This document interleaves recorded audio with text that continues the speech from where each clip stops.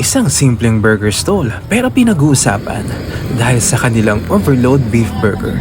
Posible pala ang masarap, malaki at budget-friendly na burger. Ito na ang FT Bites ng Dandan Street, Tondo, Manila. Unang tingin pa lang makikita mo na agad na hindi tinipid.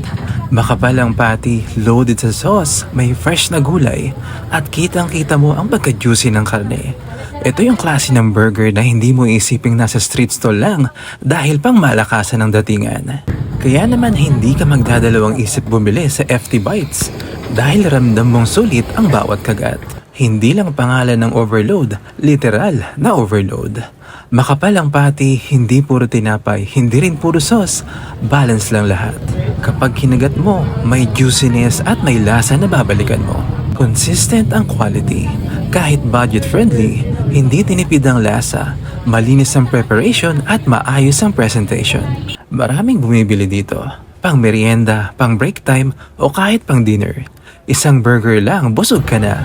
Kaya swak sa mga nagtitipid pero gusto pa rin ng quality at value for money. Kasi marami tayong tropa na naghahanap ulit ng quality na burger dito sa Tondo.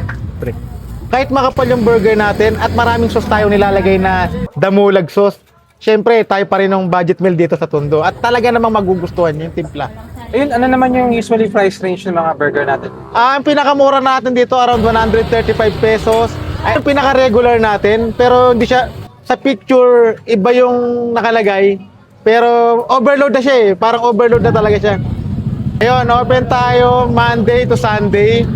Tapos nagbubuka tayo ng 3 p.m. hanggang 3 a.m. ng madaling araw.